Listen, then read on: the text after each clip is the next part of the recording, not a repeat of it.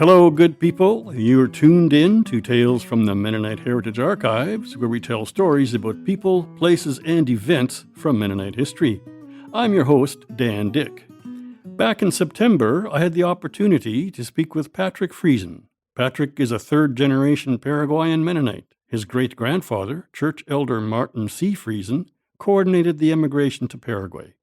Patrick is the Director of Communication and Culture for the Menno Colony in Paraguay, a position he's held for 15 years. Here's our conversation. Welcome to Tales, Patrick. Hi there, Dan. Thank you for the opportunity and pleasure. Can you tell us how Mennonites ended up in Paraguay? After the World War I, there had been a few changes in Manitoba, specifically in the education. So the requirements of the government were kind of moving away from allowing private schools towards a mandate of government schools. And that meant the most conservative and the most orthodox Mennonites that were not willing to assimilate, they decided to look for new opportunities to settle down. I always find this so interesting because And that was your great-grandfather, in this case, who was one of the leaders of that? My great-grandfather, in that sense, I found a very intriguing story of him. When he was 25, he was a young teacher. He was told from the Ältester back in his day in Manitoba that he was not to employ these modern educational techniques and methods.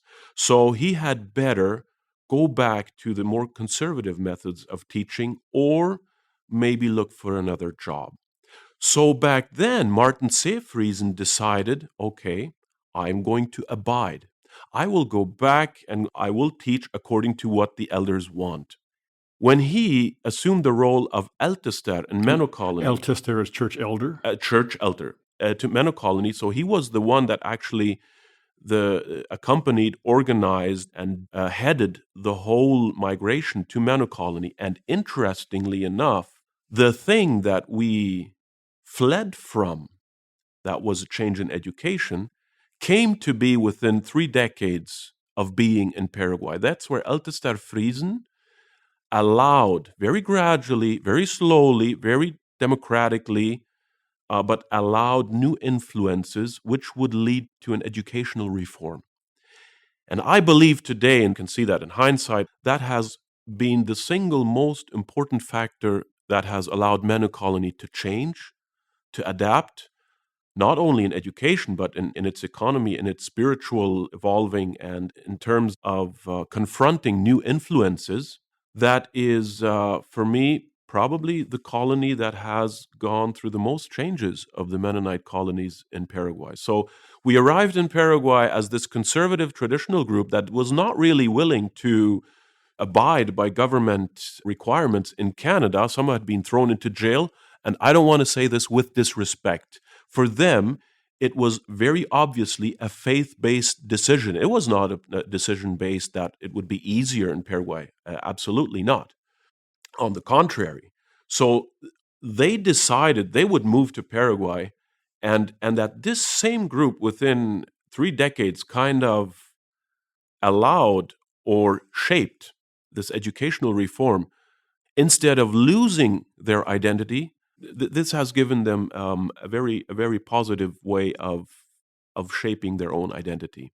That must have been quite a choice your great-grandfather faced between sticking with your traditional education or migrating to Paraguay. Oh, yes, most definitely. We can only imagine. First of all, they had their own family. Second of all, they were responsible for a whole community. That means in the end, there were 1,800 people leaving Manitoba.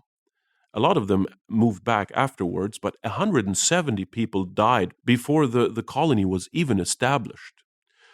So these leaders had to come up with a way to accompany the well-being and look after that the families are done, that the spiritual well-being is there, while burying 10% of the community in Puerto Casado. So for me today, every time I look into this story, I always find myself humbled and thankful for what I am able to do today. So that has really been a blessing. How many people live in Menno Colony, and how large is the colony's land base? So, if we're speaking of the descendants of the Menno Colony first migrants, those would be approximately 10,500 today. Obviously, there's a lot of non-members or non-Mennonites living in the community. It's not that it is a closed-off community that much today. The land-based, which it works off of, is close to 1 million hectares today. So that would be 2.5 million acres. It's a lot of land. What we have to know is the productivity of the land is not as high. So you have to have quite a few acres or hectares really to generate something. So maybe the scale of that compared to Canada would not be really relatable one on one. If you clear your land, you have about 50% of your land that you're able to clear. According to forestation laws, the rest has to stay in its natural state. And I think in Paraguay, there's about 19 different communities, Mennonite communities with migrational background, and there's about 45,000 Mennonites. So there's a quarter of Mennonites in Paraguay that live in Menno Colony. Menno Colony is now several generations old. Who are the storytellers and story keepers in your community, and what's being done to preserve the history? On this note, the last founding member of Menno Colony has passed away in the first half of September. With his passing, this one generation is handing over, so to speak. That's September of this year, That is 2025. September 2025. He was 98 years old, and he was the last person that was along this trek. Although he was a baby, he was 0 years old, right? But we still have him as a founding Menno Colony member. What do we do to hand this over? We work very closely with schools, project-oriented, historical sites, field days for the smallest. We have built a new museum a few years ago in collaboration with the local schools. So there's educational material on that museum, on your own story, on your own history. We offer, for example, services in genealogy. If you are wanting to research your family tree, we do that. We have archives called the Menno Colony Archives. We collaborate with the Mennonite Heritage Archives here in Winnipeg. We're participants in the MAID project. That's the Mennonite Archival Informational Database, where we have access to different materials from other conferences and colleges and educational institutions and archives. So we provide our community with books about anecdotes, stories. I think there's a museum too. There's a few museums. We have the Heimat Museum, which is more about the last 95 years in Menno Colony. There's a historical museum. Then we have a few historical sites. We call them Engboon. That would be a restored historical sites where the train station used to end.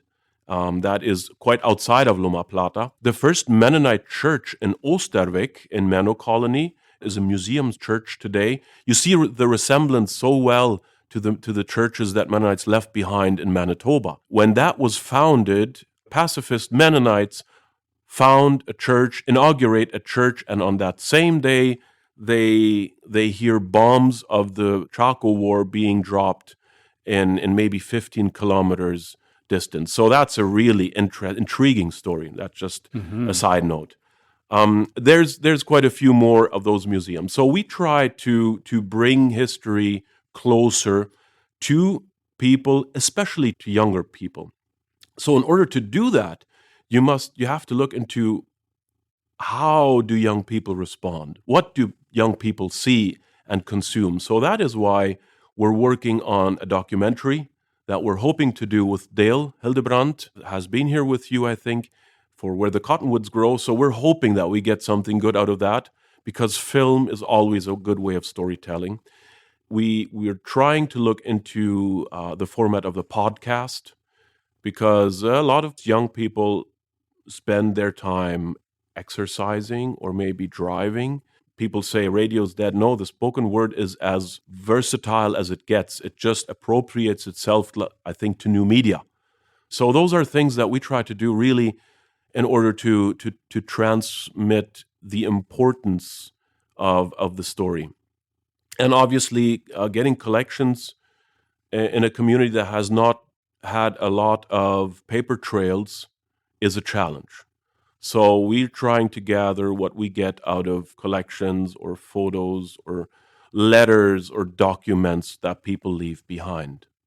I understand some big plans are afoot to celebrate Menno Colony's 100th anniversary in 2027. That is one big highlight coming up, and I am having the privilege of heading the committee. We will take approximately a week around the 25th of June, 2027. There's going to be some art exhibitions. There is going to be something that we call the Menno Festival. We will have sermons, cultural presentations, choir programs. We will have a musical for children. We are planning a caravan of ox carts. That means 60 carts. That means 120 oxen. And that means 16 days. We'll have something similar, a little bit smaller scale, with horses and buggies. So those are two different things that run. We will hopefully by then have this documentary done. So there's a whole lot of different things that we're planning on. So Canadian Mennonites are invited? Canadian Mennonites. So this is going to be an open invitation, although not everything is going to be trilingual. We want this to be an event for reflection, and we want to express gratitude towards the country that has received us, towards our Creator that has allowed us really to come this far. It's not supposed to be to position ourselves as maybe these people that have achieved all of this. So it's kind of a thank you back to God, a thank you back to the government and the land. Would you like to extend an invitation to Canadian Mennonites in Plotich, Low German? Och vad sa jag gieren? Vi är Mennonite, vi är Plotich redende. Jag frär mig att vi 100 år en Paraguay firet känner. Dat är nicht allem gehift 100 te vara. En vi låter ju inte an. Wann je interessiert sind, dan plont je dat 2027. Dat wordt juni zijn, om den 25. juni. En we worden ons best het duinen. En du wordt dat ganze had de mogelijkheid je veel te zijn. Du wordt het de mogelijkheid je veel te vertalen en te spazieren. Du wordt het veel kieltje met schmandvaart geven, aber ook vlees. In Paraguay eet we immer asado, also barbecue, en je zijn alle eingeladen. En wanneer de plaats niet uitreed wordt, dan worden we een overzicht aanbieden. Thanks very much, Patrick, for taking the time to chat with me. Best wishes on the rest of your stay and safe journey home. Thank you, Dan, for this opportunity. Shout out to every listener and appreciate it. That was a conversation I had back in September of 2025 with Patrick Friesen, Director of Communication and Culture for the Menno Colony in Paraguay. To learn more about this topic or to listen to this episode again, visit mharchives.ca. To learn more about Menno Colony in Paraguay, visit kortitzer.com.py. The Tales team welcomes your comments and questions about this program via email at info@mharchives.ca. Hello, I'm Archivist Conrad Stace. The Mennonite Heritage Archives is a community-supported memory center that relies on donations from community members like you. To support this program and the preservation of Mennonite history, visit mharchives.ca and click on Support, or give us a call at 204-560-1998. Thanks also to our partners, Canadian Mennonite University, the Centre for Transnational Mennonite Studies, Mennonite Church Canada, and Golden West Radio. Next week, we'll talk about festive folkways and foods centered on historic and favorite treats and traditions of the Christmas season, drawn from a 2-volume series of books by author Norma Jost Voth. Thanks to the Tales team of Conrad Stace and David Klippenstein, We'll be back next week. Thanks for listening.